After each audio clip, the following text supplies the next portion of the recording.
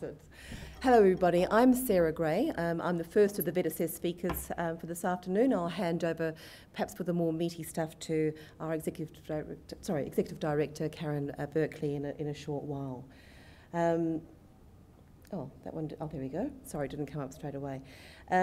My portion of this is really just to give you a bit of an overview about VETASSESS. I know many of you who I've spoken to over the last day and a half know about us, and in fact many of you utilise our services in the skill assessment area, so it's been good to meet you. We are a government business enterprise. We are a commercial provider of a range of assessment services, and when we talk about skill assessments, we do skill assessments for pre-migration. We also do skill assessments for those people who want to get an Australian qualification through a national recognition of their skills, RPL. We are now getting into doing skill assessments also for organisations as part of their recruitment.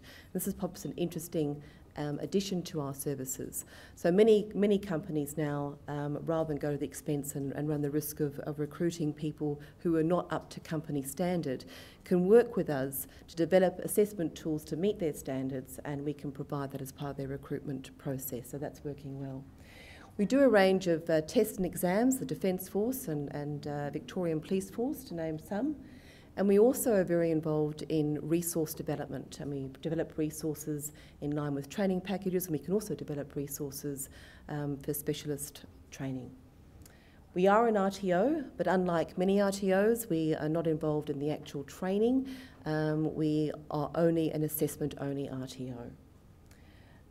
And we are the government assessing authority for a very large range of general occupations, and we are also under contract with Trades Recognition Australia to do skill assessments for trade occupations. This is a bit of a snapshot of the range of assessments and visa types that we cater for. You'll see they're broken up into general occupations and also the trade occupations. And you'll see under general, we obviously do those for general skilled migration, the employer-nominated scheme, the regional sponsorship migration scheme, and the 485, which is the graduate visa. And there are a range of different types of assessments that we do for managers, professionals, technicians. I know we've got things as diverse as goat farmers to air traffic controllers and everything in between. As far as the trades are concerned, we do skill assessments for people who are migrating permanently, as well as those people on temporary 457 visas.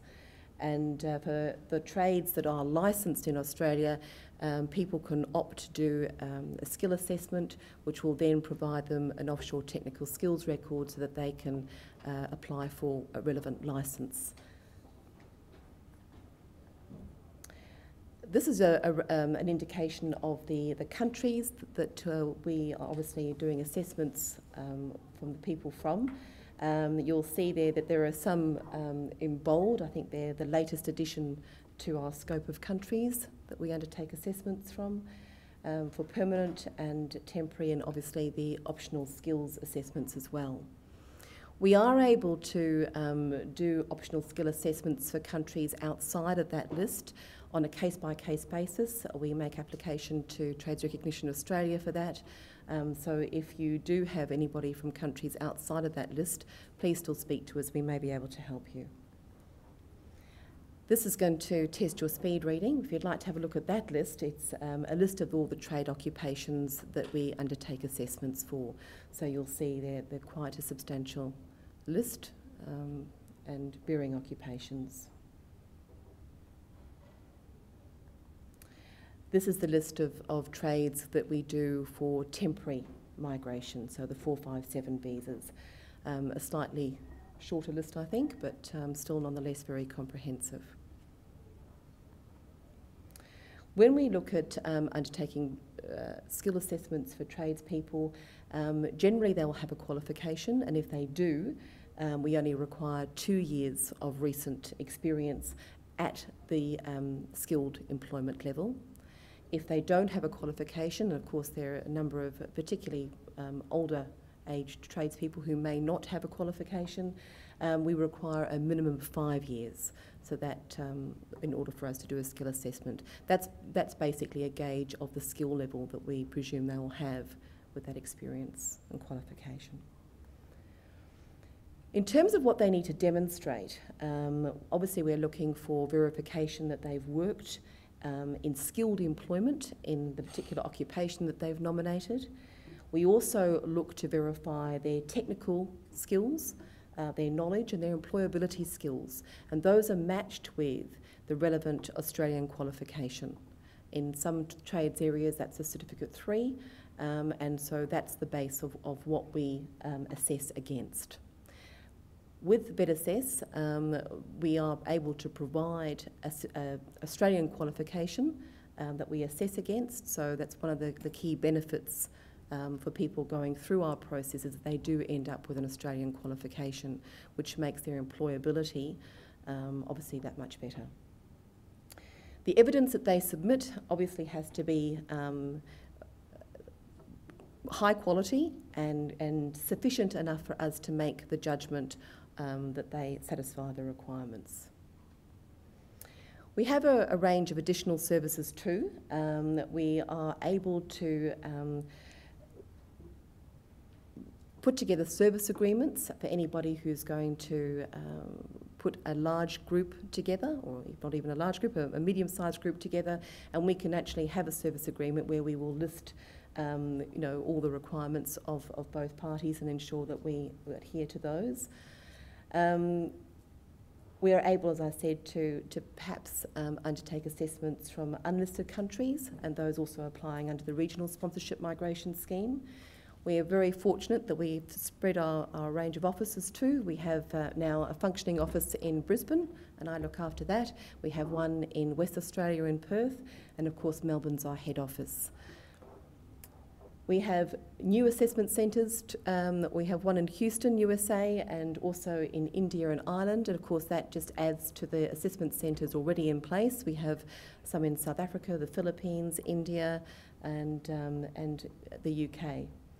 And we've got more technical interview venues available now too, which of course makes it far easier for applicants undertaking their technical interviews as part of the skill assessment process. Spoken about trades, but we also do general occupations, and that is a very large percentage of the work that's undertaken by VETASSESS.